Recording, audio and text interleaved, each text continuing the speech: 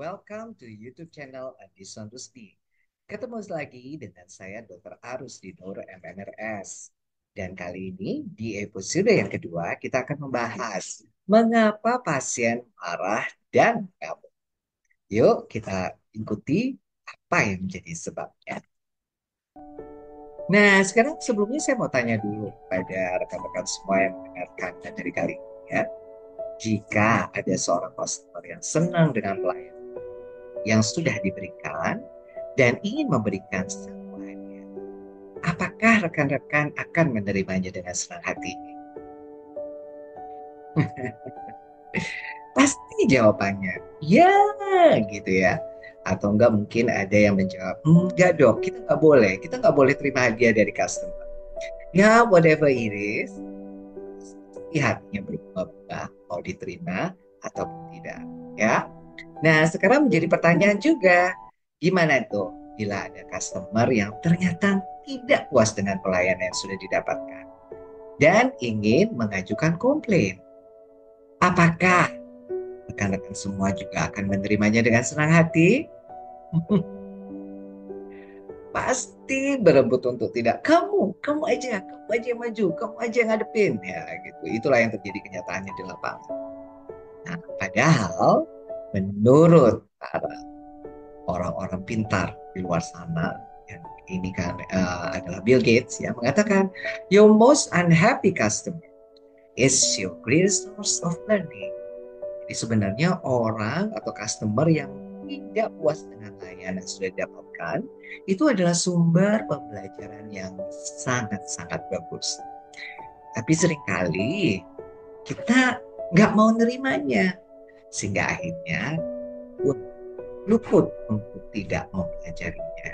Nah, jadi seperti yang sebelumnya sudah saya sampaikan di episode yang pertama bahwa fakta tentang komplain itu adalah berisi informasi yang unik, yaitu tentang kebutuhan pasien yang mungkin tidak terpenuhi dan juga tentang kualitas pelayanan yang sudah mereka dapatkan. Jadi informasi yang unik ini bila tidak kita terima dengan baik, akhirnya kans untuk kita mendapatkan sesuatu yang nantinya akan membawa perbaikan itu menjadi hilang begitu saja.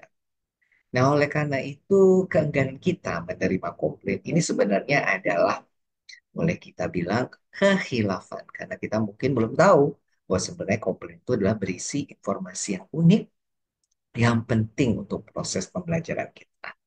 Nah, pada kesempatan kali ini saya akan mencoba bawa Bapak, Ibu, dan rekan-rekan sekalian untuk mencoba melihat dari sisi yang berbeda. Ya, jadi untuk mengetahui kenapa sih pasien itu bisa marah bahkan mengamuk. Karena marah dan mengamuknya pasien itulah yang menyebabkan kita enggan untuk menerimanya, untuk menerima komplainnya. Oke? Alright, nah saya akan cerita sebuah kasus nyata, di mana kasus inilah yang membuat saya juga akhirnya memberanikan diri untuk mempresentasikan materi dengan judul patient complaint, ya, atau juga manajemen komplain. Bagaimana mengelola komplain pasien-pasien yang masuk atas layanan sudah mereka dapatkan. Ceritanya berawal dari seorang ibu. Ya, kebetulan ibu ini adalah rekan saya. Jadi dia punya keluhan gigi geraham atasnya yang sudah pecah dan tinggal separuh. Ya, jadi udah berulang kali ditambal, kemudian lepas lagi tambalannya, kemudian ditambal lagi dan kemudian lepas lagi sehingga akhirnya dia berobat ke dokter spesialis gigi ya, dokter gigi spesialis. Nah, dokter gigi ini menyarankan untuk pasien dicabut giginya dan kemudian menggunakan bracket. Menggunakan bracket itu kayak behel ya setelah supaya nanti akan diperbaiki posisinya. Nah, kenapa kalau disarankan cabut? Ya karena ditambal bukan solusi, sudah bolak-balik ditambal ternyata terlepas. Nah, sebelum dicabut, dokter ini kemudian menyarankan untuk difoto ronsen terlebih dahulu dong giginya. Nah, hasil foto panoramik daripada giginya dan kemudian pas di gigi yang akan dicabut itu didapatkan akar giginya itu panjang. Nah, namun demikian dokter tetap menyarankan untuk dicabut giginya. Awalnya pasien ya ragu-ragu karena takut, tapi akhirnya ibu itu pun setuju setuju meskipun awalnya takut ya. Jadi oke lah, salah dicabut itu gigi di geraham bagian atas. Nah, nggak butuh waktu lama ya, akhirnya dicabutlah gigi itu. Nah, ternyata setelah dicabut, kemudian pas itu pulang ya ke rumah, kemudian dia tuh mau sholat isya, dan pada saat wudhu, biasa kan dia kumur-kumur tuh. Nah, ternyata air yang masuk di mulut itu ternyata juga masuk ke hidung. Kaget dong dia, loh bisa kayak gini. Akhirnya dia segera kembali ke dokter spesialis giginya. Dan ternyata dilihat bahwa ternyata ada saluran sinusnya yang terbuka yang menyebabkan air dari mulut itu masuk ke hidung. Waduh, marah dong pasien ini. Iya kan ibu itu marah. Dokter gimana ini? Pokoknya harus dibenerin ya. Jadi dia minta untuk dibenerin saat itu juga karena sangat-sangat tidak nyaman. Bagaimana mungkin air yang di mulut itu akhirnya bisa tembus sampai ke hidung ya. Nah, dari situ akhirnya menjadi timbul pertanyaan karena dokternya tidak memberikan jawaban yang memuaskan. Akhirnya ibu ini marah sekali sampai akhirnya ya kesal ya. Nah, yang jadi pertanyaan adalah ibu ini sebenarnya orang yang sabar. Saya kenal dengan figur beliau. Tapi kok bisa sangat marah ya? Ternyata begitu seseorang itu komplain, mengeluhkan ada yang ngerasa nggak beres, tidak puas dengan keadaan, itu sebenarnya terjadi peningkatan hormon kortisol. Yang mana hormon kortisol ini dikenal juga sebagai hormon stres.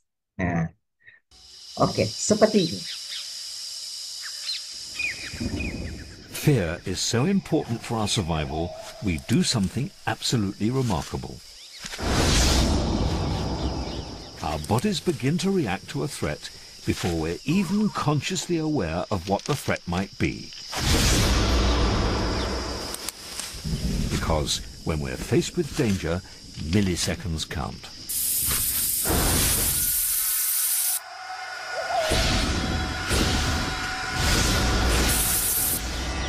At the first hint of danger, early warning signals are sent to the brain via the optic nerve to our tiny and primitive fear center, the amygdala.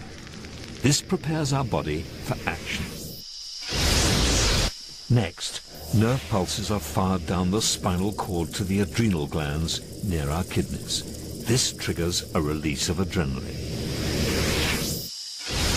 Now we're on full alert. Adrenaline is the vital hormone that can flood our body in a split second. As it reaches our lungs, we breathe more deeply and take in more oxygen.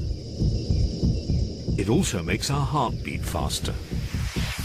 Oxygen-rich blood is diverted to our muscles. They are now charged springs, waiting for the signal to run or fight. All this before our conscious mind has even registered a threat. This reaction to fear has evolved over millions of years and is known as the fight or flight response. Ya, dari video tersebut tadi menggambarkan sebuah pelajaran. Itu adalah respon tubuh terhadap stres. Ya, jadi kalau kita dalam keadaan saat ini, itu sebenarnya kita dalam keadaan good health. Ya, dalam keadaan tenang, sehat, atau tubuh dalam keadaan homeostasis. Jadi istilahnya dalam keadaan kondisi yang tidak stres. Nah, pada saat seseorang itu datang ke rumah sakit atau seorang ibu tadi datang ke dokter gigi, jadi sebenarnya dia sudah masuk ke alarm stage. Seperti masuk ke hutan, seperti tadi pemuda yang masuk ya, dokter dia takut ada ular, takut ada macan, atau takut ada ya bahaya-bahaya lain yang mengintai. Masuk juga pada saat pasien itu datang ke rumah sakit, ini bukan sesuatu karena berobat ya, takut disuntik, takut rasa nyeri, takut salah obat, takut didiagnosa ini, itu, macam-macam. Nah, ini mereka sebenarnya masuk dalam kategori alarm stage. Nah, semakin mendekati saat mau dicabut, disuntik, mau di istilahnya mau dilakukan tindakan ya, invasif misalkan, maka pada saat yang sama dalam waktu sekejap saja dia bisa-bisa naik hormon kortisolnya, ya stresnya naik hormon stresnya. Nah ternyata Kalau misalkan ini hasilnya bagus, wah ternyata nggak sesakit yang diduga, maka akan segera kembali ke kondisi good health. Tapi kalau ternyata hasilnya tidak sesuai yang diharapkan, tidak sesuai ekspektasi, maka hormon kortisol ini akan terus naik ke atas. Pada saat inilah seorang ibu itu komplain besar karena harapannya ternyata dicabut itu menyelesaikan masalah, nambah tapi nambah justru masalah yang menyebabkan kondisi yang sangat tidak nyaman. Inilah yang menjelaskan seorang teman saya, ibu tersebut yang notabene adalah seorang yang sabar, menjadi demikian marah. Nah, apabila dalam satu waktu itu pasien tersebut tidak mendapatkan kepuasan, maka ya ini tadi kondisi tersebut hormon kortisol yang sudah di puncak-puncaknya bisa saja nanti akan turun, tapi bukan dalam kondisi good health, tapi turun dalam kondisi karena exhaustion, kelelahan, dan karena ini ada jam burnout. Jadi motivasi turun, sulit konsentrasi, sulit tidur, dan menyebabkan penurunan kondisi kesehatan akibat stres yang tidak kunjung teratasi.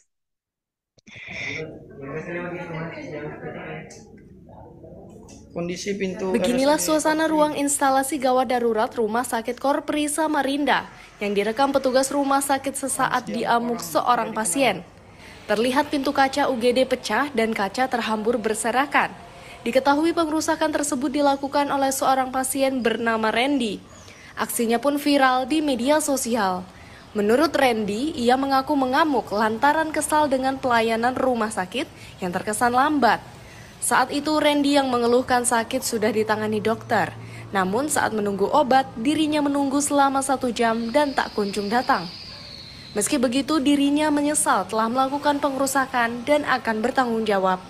Iya, jadi saya ini mau bayar Setelah berobat atau gimana, Bang? setelah berobat. Mm-mm. Mau bayar terus dibentak-bentak sama dokter.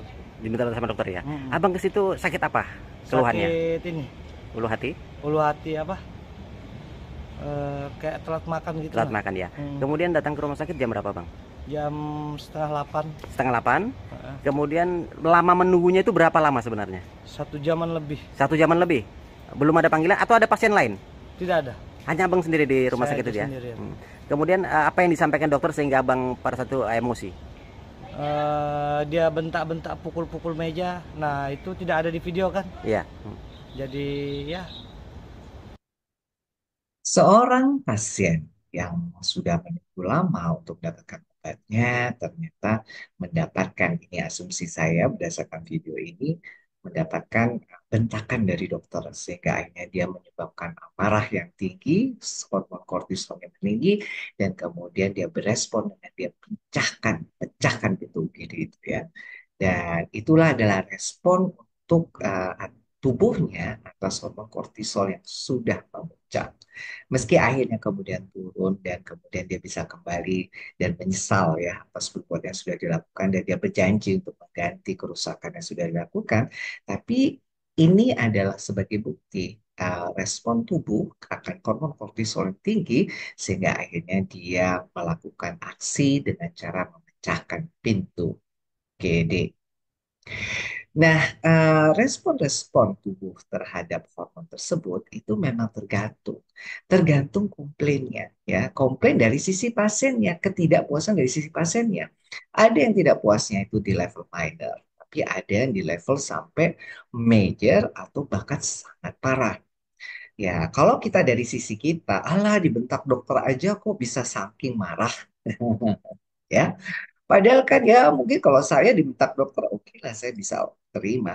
Tapi ada orang yang dibentak dokter ya itu bisa sangat amat sangat tersinggung.